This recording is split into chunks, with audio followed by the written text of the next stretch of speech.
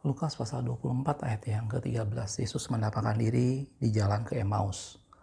Pada hari itu juga, dua orang dari murid-murid Yesus pergi ke sebuah kampung bernama Emmaus yang terletak kira-kira 7 mil jauhnya dari Yerusalem. Oke, shalom saudaraku, kita ketemu di channel Pelita Kakiku karena firman adalah pelita bagi kakiku dan terang bagi jalanku. Ayat yang baru kita baca adalah salah satu peristiwa bagaimana Yesus menampakkan diri kepada dua muridnya pada saat mereka lagi dalam perjalanan ke Emmaus. Biasanya kalau kita bicara soal kebangkitan Kristus, bagaimana Kristus menyatakan dan menampakkan diri kepada murid-muridnya, peristiwa Emmaus ini menjadi satu peristiwa yang tidak pernah lepas dari perhatian kita. Gitu ya, dalam beberapa hari ke depan kita akan merayakan kenaikan Kristus ke surga, dan dalam beberapa video ini saya juga membahas tentang bagaimana pada hari-hari ini Yesus menampakkan diri kepada murid-muridnya, dan terakhir kemarin saya membahas tentang bagaimana tentang pribadi Thomas, bagaimana Yesus menampakkan diri kepada Thomas. Dan pada video ini saya akan membahas mengenai Emmaus. Ini sesuatu hal yang penting bagaimana pada waktu itu Yesus menampakkan diri kepada dua muridnya pada saat mereka berjalan menuju kota Emmaus. Jadi video ini saya kasih nama judul Emmaus, sebuah perjalanan untuk mengenal Tuhan. Gitu ya. Ayat yang tadi yang pertama digambarkan bahwa dua orang muridnya berangkat menuju sebuah kampung yang bernama Emmaus yang letaknya kira-kira 7 mil dari Yerusalem. Saya tidak akan membahas lebih banyak mengenai Emmaus, tetapi ini menjadi sesuatu hal gambaran bagaimana pada waktu itu Yesus menampakkan diri kepada mereka. Dan dalam ayat yang lain dalam firman Tuhan digambarkan bahwa Yesus datang kepada mereka dalam suatu rupa yang lain. Kalau kita lihat dalam Markus 16 ayat yang ke-12 dikatakan, sesudah itu ia menampakkan diri dalam rupa yang lain kepada dua orang dari mereka ketika keduanya dalam perjalanan keluar kota. Jadi peristiwa Emmaus itu bagaimana Yesus menampakkan diri kepada murid-muridnya, dua orang muridnya, dan salah satunya adalah Kleopas, satunya tidak diceritakan siapa dia, dan kemudian mereka tidak mengenal siapa itu Yesus, gitu ya. Dan peristiwa Emmaus ini menjadi satu peristiwa yang saya bilang tadi itu sangat disorot pada waktu kita bicara bagaimana Yesus menampakkan diri kepada murid-muridnya, gitu ya. Dan tadi di Markus kita lihat bagaimana Yesus menampakkan diri dalam suatu rupa yang lain, gitu ya. Jadi pada video ini saya akan bagi menjadi 3 bagian. Pertama kita akan lihat latar belakang dari cerita Emmaus ini. Apa yang sedang terjadi pada waktu itu. Dari saat dikatakan bagaimana mereka sedang berjalan dan mereka bercakap-cakap tentang segala sesuatu yang sedang terjadi. Gitu ya. Dan kemudian mereka tidak mengenal siapa itu Tuhan pada saat Yesus menampakkan diri kepada mereka. Gitu ya. Karena tadi kita udah lihat di Markus bagaimana Yesus menampakkan diri dalam rupa yang lain. Gitu. Terus bagian yang kedua saya akan membahas di sini adalah penyebab, apa yang menjadi sebab sehingga mereka tidak mengenal siapa itu Yesus. Dalam firman Tuhan di sana dikatakan bahwa ada sesuatu yang menghalangi mata mereka sehingga mereka tidak mengenal Yesus itu. Gitu ya. Dan bagian yang ketiga di sini saya akan membahas mengenai bagaimana cara Allah menyatakan dirinya, bagaimana Yesus menyatakan dirinya sehingga akhirnya kedua muridnya itu mengenal bahwa itu adalah Yesus. Dan itu dari bagian yang ketiga saya membahas mengenai instrumen-instrumen yang Allah lakukan untuk Allah menyatakan dirinya kepada murid-muridnya. Jelas saudaraku? Bagian yang pertama kita akan lihat sebentar dalam firman Tuhan bagaimana pada waktu itu mereka sedang bercakap-cakap. Gitu ya. Ini yang menjadi latar belakang dalam firman Tuhan dalam cerita ini. Dalam ayat 14 dikatakan, kita kan balik-balik terus ke Lukas pasal 24 ini saudaraku. Ayat 14 dikatakan, dan mereka bercakap-cakap tentang segala sesuatu yang telah terjadi. Mereka sedang mempercakapkan. Tetapi mereka di sini nanti kita akan lihat bahwa mereka tidak mempercakapkan tentang apa yang Yesus ajarkan. Mereka tidak mempercakapkan tentang firman Tuhan yang selama ini Yesus tekankan. Tetapi mereka sedang mempercakapkan sesuatu yang selama ini telah terjadi. Berhubungan dengan bagaimana Yesus mati, berhubungan dengan kabar bagaimana Yesus telah bangkit, dan semuanya mereka percakapkan di perjalanan. Gitu ya. Ayat yang ke-15, dari Lukas 24 tadi ya, ketika mereka sedang bercakap-cakap dan bertukar pikiran, datanglah Yesus sendiri mendekati mereka, lalu berjalan bersama-sama dengan mereka. Gitu ya. Jadi latar belakang peristiwa ini adalah dua orang murid Tuhan, yaitu Kleopas dan satu orang lagi. Mereka sedang mempercakapkan segala sesuatu yang sedang terjadi. Gitu ya. Dan kemudian di sana dalam firman Tuhan dikatakan Yesus menampakkan diri dan mereka tidak mengenalnya. Karena dalam Markus tadi saya sudah jelaskan bahwa Yesus datang dalam rupa yang lain. Gitu ya. Banyak orang yang mempersoalkan hal ini, tetapi saya percaya bahwa Yesus datang dengan satu tubuh kebangkitan yang tentunya berbeda dengan tubuh jasmani yang seperti biasa. Mungkin sebelumnya mukanya mungkin kurang halus, tapi dengan tubuh kebangkitan semuanya menjadi sesuatu hal yang sempurna. Dan murid Tuhan tidak mengenali hal itu. gitu ya, karena Yesus datang dalam rupa yang lain. Ini dua hal latar belakang yang terjadi pada peristiwa ini. Dua orang murid Tuhan yang sedang bercakap-cakap tentang semua yang sedang terjadi, dan Yesus datang menampakkan diri kepada mereka dalam rupa yang lain. Gitu ya. Di bagian yang kedua kemudian akhirnya mereka tidak mengenal. Waktu Yesus datang mulai bercakap-cakap bersama dengan mereka dan berjalan bersama mereka, kemudian Yesus menanyakan apa yang sedang mereka percakapkan. Gitu ya. Dan kemudian dua orang murid ini menceritakan tentang semua yang terjadi dan mereka terheran-heran. Apakah di sini pribadi Yesus menjadi satu orang yang dari luar kota sehingga tidak tahu apa yang selama ini sedang terjadi, gitu ya. Jadi hal yang kedua di sini digambarkan dalam firman Tuhan bahwa mereka tidak mengenal bahwa itu Yesus, gitu ya. Kalau kita lihat dalam ayat yang ke-16 dikatakan, tetapi ada sesuatu yang menghalangi mereka sehingga mereka tidak dapat mengenal Dia, gitu ya. Dan ini menjadi sesuatu hal yang hal yang kritikal dalam peristiwa Emmaus ini. Bagaimana dua orang murid Tuhan yang sudah sangat tahu tentang segala sesuatu yang Yesus lakukan, yang sudah mendengar bagaimana Yesus disalibkan, dan kemudian dia juga mendengar kabar bagaimana Yesus telah bangkit, gitu ya. Anda bisa lihat ceritanya dalam Matius 24 tadi, kalau Anda bisa lihat lebih jauh lagi, gitu ya. Kalau kita lihat misalnya dalam mulai ayat 18, seorang dari mereka bernama Kleopas menjawab, adakah engkau satu-satunya orang asing di Yerusalem yang tidak tahu apa yang terjadi di situ pada hari belakangan ini? Mereka melihat bahwa Yesus seperti kayak orang asing. Masa tidak tahu? Semua orang di Yerusalem tahu persis apa yang sedang terjadi hari-hari itu. Gitu ya. Kemudian Yesus berkata, apakah itu? Jawab mereka, apa yang terjadi dengan Yesus orang Nazaret? Dia adalah seorang nabi yang berkuasa dalam pekerjaan dan perkataan di hadapan Allah dan di depan seluruh bangsa. Tetapi imam kepala dan pemimpin kami menyerahkan dia untuk dihukum mati dan mereka telah menyalibkannya. Itu semua yang mereka bicarakan, gitu ya. Padahal kami dahulu mengharapkan bahwa dialah yang akan datang membebaskan bangsa Israel. Tetapi sementara itu telah lewat 3 hari sejak semuanya terjadi, tetapi beberapa perempuan dari kalangan kami mengejutkan kami. Pagi-pagi buta mereka pergi ke kubur dan tidak menemukan mayatnya. Dan cerita selanjutnya Anda bisa baca. Gitu ya. Jadi ini menjadi sesuatu hal bagaimana ada sesuatu yang menghalangi mereka. Mereka tahu persis apa yang sedang terjadi. Mereka terheran-heran bagaimana mungkin Yesus ini apakah satu-satunya orang asing di Yerusalem yang tidak tahu apa yang sedang heboh, yang tidak tahu apa yang sedang terjadi. Gitu ya. Dan ada sesuatu yang menghalangi mata mereka sehingga mereka tidak mengenal bahwa itu adalah Yesus. Gitu ya.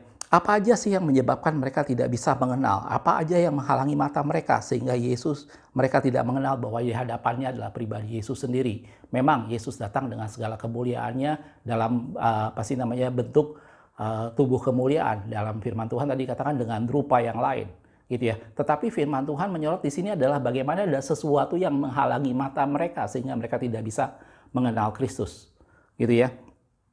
Kalau kita lihat dalam Lukas 24 tadi, saya lanjut lagi ke ayat 25 dan 26, dikatakan, lalu ia berkata kepada mereka, hai kamu orang bodoh, betapa lambannya hatimu, sehingga kamu tidak percaya segala sesuatu yang telah dikatakan para nabi. Bukankah Mesias harus menderita semuanya itu untuk masuk ke dalam kemuliaannya? Pada waktu itu, setelah mereka menceritakan semua peristiwa tadi, Yesus menegur mereka. Yesus menegur mereka bukan karena mereka tidak mengenal siapa itu Yesus, tapi Yesus menegur mereka karena hati mereka lamban untuk mengerti firman Tuhan. Mereka lebih memperhatikan perkara-perkara lahiriah yang terjadi, bagaimana Yesus ditangkap, bagaimana Yesus disalibkan, bagaimana Yesus mengadakan mujizat, gitu ya. Dan kemudian mereka juga mendengar berita yang mengejutkan dari perempuan-perempuan bagaimana Yesus telah bangkit. Mereka hanya fokus pada perkara-perkara itu saja. Gitu ya. Mereka tidak melihat apa yang dikatakan firman Tuhan tentang Yesus, bagaimana dia seorang Mesias yang pada hari yang ketiga dia akan bangkit, dan Yesus menegur mereka semua. Inilah yang menghalangi mata mereka. Mereka terfokus pada sesuatu yang terjadi hari-hari itu. Mereka terfokus pada sesuatu yang heboh terjadi di Yerusalem, gitu ya. Tetapi mereka sama sekali tidak ingat, mereka sama sekali tidak mengerti apa yang pernah Yesus ajarkan sebelumnya tentang siapa itu Mesias. Dan itu yang Yesus tegur kepada dua orang muridnya ini. Mengapa hatimu begitu lamban? Bukankah dalam firman Tuhan sudah dijelaskan semua tentang siapa itu Mesias, bagaimana dia harus mati dan bangkit pada hari yang ketiga? Dan Yesus menegur kedua muridnya. Dan ini yang menghalangi mata mereka sehingga mereka tidak mengenal Tuhan. Hal yang seringkali menghalangi mata Anda dan saya untuk kita tidak mengenal Tuhan adalah kita biasanya lebih concern, lebih fokus pada hal-hal yang nampak, Gitu ya, sesuatu yang luar biasa terjadi, bagaimana kemudian kita disembuhkan, bagaimana kemudian sesuatu mujizat terjadi, dan itu membuat kita lebih concern dengan perkara itu. Seringkali kalau dalam hal sederhana, dalam kekristenan, dalam kehidupan kita beribadah, kita seringkali lebih mengingat pada saat seorang hamba Tuhan memberikan satu perumpamaan yang lucu atau apa, itu menjadi sesuatu yang lebih cenderung kita lebih ingat.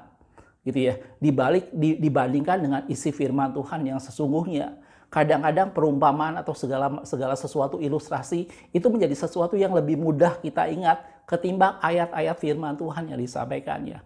Dan itu yang terjadi dengan dua muridnya. Dia tahu persis apa yang terjadi heboh di Yerusalem. Dia tahu persis apa peristiwa yang besar yang terjadi pada hari-hari itu di Yerusalem. Dan dia berasa bahwa Yesus muncul seperti orang asing. Masa engkau tidak tahu apa yang selama ini terjadi di Yerusalem? Semua orang tahu akan hal itu, tetapi Yesus digambarkan sebagai satu pribadi yang bertanya, apa yang sedang terjadi? Gitu ya. Tetapi di sini Yesus menegur mereka karena mereka hanya memperhatikan hal-hal yang sedang terjadi. Mereka tidak mengingat apa yang Yesus ajarkan, mereka tidak mengingat kata firman Tuhan yang sudah Yesus sampaikan. Bagaimana dia akan dipermuliakan dan bangkit pada hari yang ketiga. Ini yang menghalangi mata mereka sehingga mereka tidak mengenal bahwa itu Yesus. Gitu ya. Hal yang kedua yang menghalangi mata mereka dalam firman Tuhan ada di dalam ayat yang tadi kita sempat baca, saudaraku, yaitu dalam ayat 21. Dalam ayat 21 dikatakan bahwa pada waktu mereka bercerita tadi, padahal kami dahulu mengharapkan bahwa dialah yang datang untuk membebaskan bangsa Israel. Hal yang kedua yang menghalangi mata mereka adalah mereka dahulu mengharapkan. Sebenarnya tensisnya agak sedikit salah, saudaraku.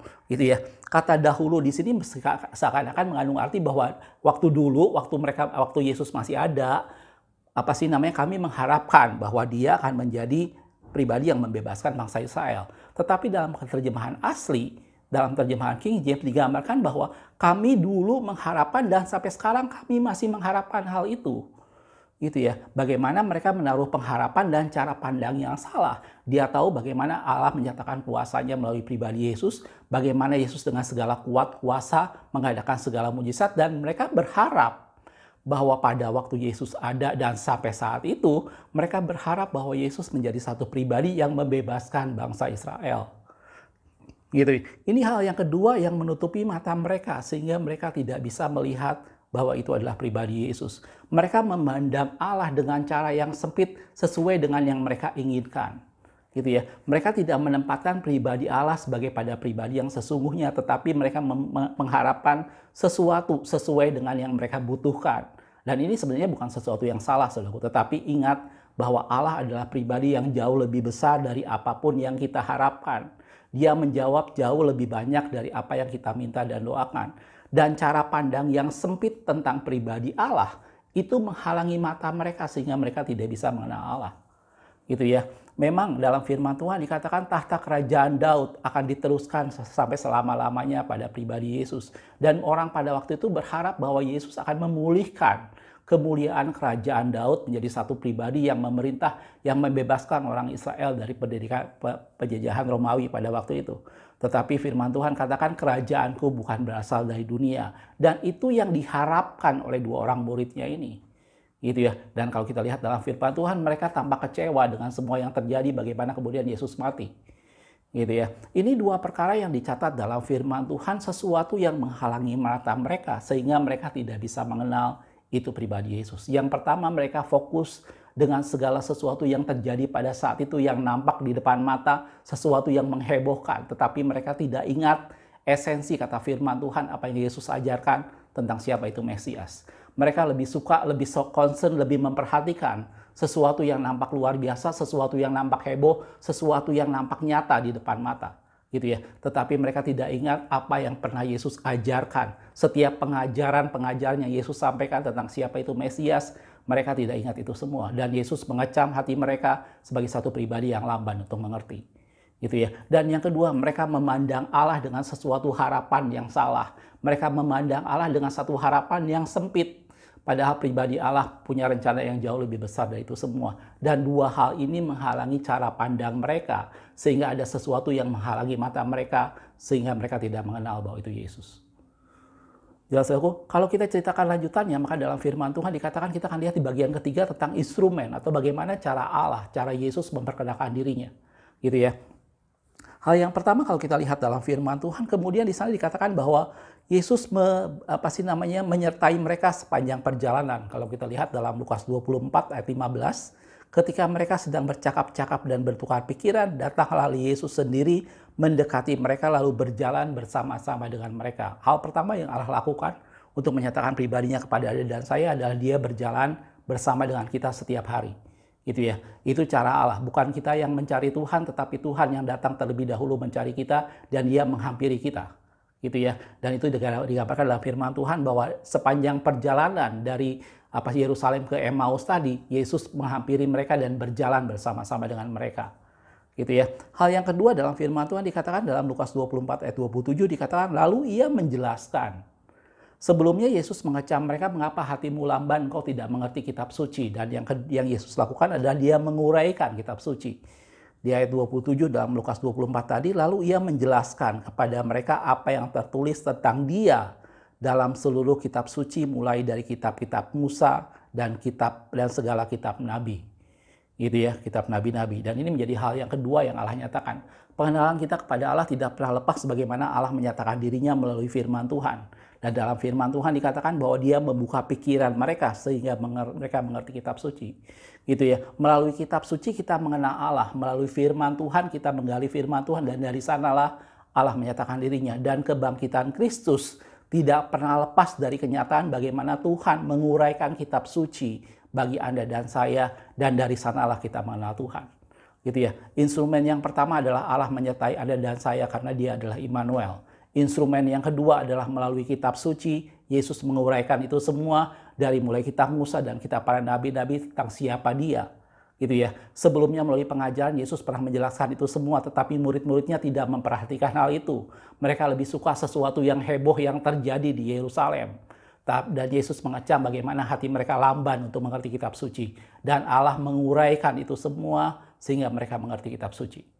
Gitu ya. Dan hal yang ketiga, bagaimana instrumen atau cara Allah untuk membuat mereka mengenal siapa itu Yesus.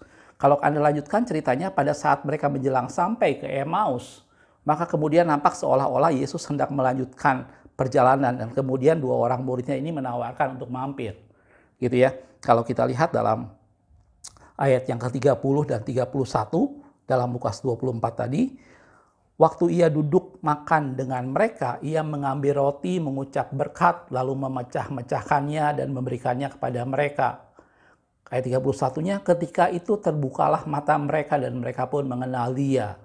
Tetapi Ia lenyap di tengah-tengah mereka. Instrumen yang ketiga yang Allah lakukan untuk menyatakan dirinya kepada dua orang muridnya adalah memberi kesempatan mereka ada dalam persekutuan pribadi dengan Tuhan melalui digambarkan dengan memecahkan roti. Gitu ya. Peristiwa memecahkan roti ini bicara soal perjamuan kudus sebenarnya secara fisik. Tetapi ini juga bicara soal suatu persekutuan personal dengan Tuhan. Dan melalui itu semua kemudian mereka mengenal siapa itu Allah dan mata mereka terbuka. Gitu ya. Tidak sampai di sana, saudaraku, ada instrumen yang keempat yang Allah nyatakan bagaimana seseorang bisa mengenal Tuhan. Yaitu yang ada dalam ayat 32. Di sana dikatakan, kata mereka seorang kepada yang lain, bukankah hati kita berkobar-kobar ketika Ia berbicara dengan kita di tengah jalan dan ketika Ia menerangkan kitab suci kepada kita. Gitu ya. Instrumen yang keempat adalah suatu kesaksian yang dialami oleh hati seseorang, oleh hati kedua muridnya. Bagaimana dikatakan hati mereka berkobar-kobar pada saat Yesus menerangkan kitab suci. Ini bicara soal bagaimana peneguhan atau kesaksian dari dalam diri kita, dari hati kita, dari batin kita bahwa kita adalah anak-anak Allah. Gitu ya. Dan ini 4 instrumen yang Allah gunakan untuk menyatakan pribadinya. Dia menyertai kita sepanjang kehidupan kita. Dia mungkin bisa datang dalam rupa yang lain seperti hal yang dialami oleh dua murid-muridnya. Dia bukan datang seperti rupa yang biasa selama ini mereka kenal. Dia bisa datang dalam rupa yang lain. Tetapi Dia menyertai dan bersama-sama dengan kita sepanjang perjalanan. Yesus bisa menyatakan diri kepada kita dalam sebuah masalah. Yesus bisa menyatakan diri kepada kita dalam berbagai macam bentuk. Melalui tantangan, kesulitan, melalui pergumulan dan segala macam, Allah menyatakan dirinya di sana. Dan bagaimana kita bisa mengenal dia adalah dia satu pribadi yang ada menyertai Anda dan saya. Dan yang kedua, dia menguraikan kitab suci. Melalui kitab suci, kita bisa mengenal siapa pribadi Allah. Tidak ada pengenalan kepada Allah tanpa kitab suci. Melalui kitab suci, melalui firman Tuhan, kita mengenal Allah. Dan yang ketiga, pengenalan akan Allah itu apabila kita duduk sehidangan dan makan bersama-sama dengan dia, dan dia memecahkan roti. Dan itu bicara soal sesuatu yang pribadi, yang kita nikmati setiap hari bersama dengan Tuhan. Dan itu persoalan kita pribadi dengan Tuhan. Dan yang keempat, bagaimana cara Allah menyatakan dirinya adalah hati kita bersaksi bahwa kita adalah anak-anak Allah. Jelas aku, melalui peristiwa Emmaus ini saya ingin kita sama-sama mengerti bahwa ini satu peristiwa penting dalam suatu kebangkitan Kristus. Bagaimana umat Tuhan, bagaimana murid-murid Tuhan yang sudah mengikuti Yesus, mereka tidak mengenal siapa itu Yesus dan Yesus menyatakan pribadinya. Mereka sedang bercakap-cakap, mempercakapkan semua yang sedang terjadi. Mereka tidak mempercakapkan apa yang Yesus ajarkan, mereka tidak mempercakapkan semua firman Tuhan yang mereka percakapkan. Sesuatu yang heboh yang sedang terjadi di Yerusalem pada waktu itu. Gitu ya. Dan Yesus datang dalam rupa yang lain dan sehingga mereka tidak mengenal dia.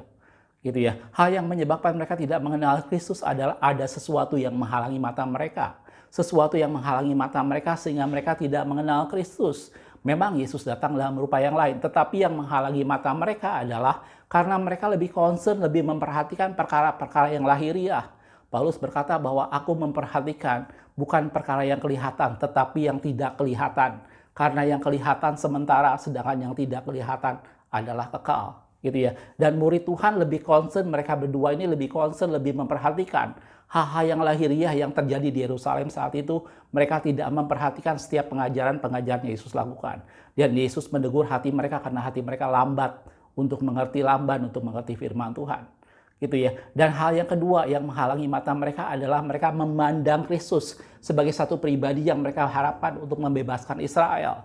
Padahal Allah punya rencana jauh lebih besar dalam segala sesuatu yang dia lakukan. Seringkali kita memandang Allah dalam kacamata yang sempit. Kita hanya memandang Allah sebagai satu pribadi yang membawa kita pada suatu berkat. Kita hanya memandang Allah sebagai satu pribadi yang membawa kita pada satu kehidupan yang baik. Padahal di balik segala tantangan, Allah ada dan hadir di sana dan membuat kita bisa semakin mengenal Tuhan. Dan cara pandang yang salah tentang Allah itu menghalangi mata mereka sehingga mereka tidak bisa mengenal Kristus. Tetapi Allah tidak tinggal diam. Allah mencari kita, Allah menyatakan dirinya buat Anda dan saya. Dan itu dinyatakan dengan 4 perkara. Bagaimana dia menyertai sepanjang kehidupan kita seperti halnya Yesus menyertai sepanjang perjalanan ke Emmaus tadi. Dan yang kedua, dia menyatakan pribadinya dengan menguraikan firman Tuhan, dengan menguraikan kitab suci. Sehingga Anda dan saya mengerti arti kitab suci. Dan dia memberi kesempatan kita berada sehidangan dengan dia. Ambil waktu bersekutu dengan Tuhan dan melalui persekutuan pribadi, Allah menyatakan pribadinya sehingga kita mengenal dia. Dan terakhir, Roh Allah bersaksi dalam diri kita tentang segala sesuatu yang Yesus ajarkan. Dan kita bisa mengenal Allah melalui hati dan batin kita.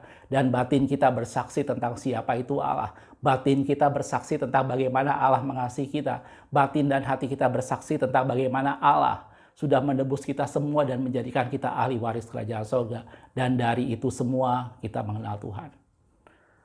Jelas aku, mudah-mudahan dari penjelasan tentang Emmaus ini kita bisa mengerti bahwa ini peristiwa di mana murid Tuhan dibukakan pikirannya, dibukakan matanya, dan mereka bisa mengenal bahwa itu Yesus. Sebagai penutup kita lihat beberapa ayat dalam firman Tuhan di dalam Yeremia 24 ayat yang ke-7 dikatakan, aku akan memberi mereka suatu hati untuk mengenal aku, yaitu bahwa akulah Tuhan. Mereka akan menjadi umatku dan aku akan menjadi Allah mereka, sebab mereka akan bertobat kepadaku dengan segenap hatinya. Hosea 6 ayat yang ketiga, marilah kita mengenal dan berusaha sungguh-sungguh mengenal Tuhan. Ia pasti akan muncul seperti fajar, ia akan datang kepada kita seperti hujan pada akhir musim yang mengairi bumi. Allah bisa menghampiri kita dan datang dalam bentuk rupa yang sama sekali kita tidak duga.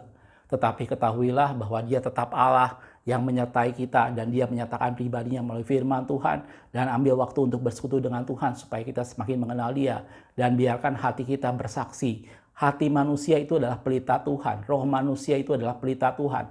Melalui hati dan pikiran kita, maka kita bisa mengenal siapa itu Tuhan. Jangan sampai ada sesuatu yang menghalangi mata kita sehingga kita tidak bisa mengenal Tuhan. Yaitu kita hanya memperhatikan perkara yang lahiriah. Jangan hanya terfokus pada perkara-perkara yang lahiriah. Pada saat kita mendengar firman Tuhan, jangan hanya terfokus pada sesuatu hal yang khotbahnya bagus karena itu lucu, dan itu menjadi sesuatu yang lebih kita ingat ketimbang ayat-ayat firman Tuhan yang disampaikannya. Jangan hanya kita terfokus tentang menjadi sesuatu hal yang nampak luar biasa dalam suatu kebaktian, sesuatu hal yang nampak wah dalam suatu kebaktian, tapi alami kehadiran Tuhan dalam setiap pertemuan-pertemuan ibadah yang kita alami. Dan itu membuat kita mengenal Tuhan. Jangan halangi mata kita dengan hanya memperhatikan hal-hal yang lahiriah. Dan biarkan cara pandang kita terbuka. Gitu ya. Jangan membatasi Tuhan dengan pikiran kita. Jangan membatasi Tuhan dengan segala sesuatu yang kita anggap baik dan terbaik buat kita. Gitu ya. Tetapi percaya bahwa rancangan Tuhan jauh lebih indah dari segala yang kita rencanakan. Gitu ya. Dan itu semua membuat kita terbuka dan tidak ada sesuatu yang menutupi mata kita. Gitu ya. Dan izinkan Tuhan menyertai kita setiap hari dan biarkan kita larut dalam firman Tuhan, ambil persoalan pribadi dengan Tuhan dan dengar kesaksian dalam hati kita tentang kesaksian roh kita bahwa Tuhan menyertai Anda dan saya. Jelas saudaraku, mudah-mudahan dalam perjalanan ke Emmaus ini sebuah perjalanan untuk mengenal Tuhan, kita semakin boleh mengenal Tuhan. Makasih sudah menonton, kita ketemu di video berikutnya. Tuhan Yesus memberkati.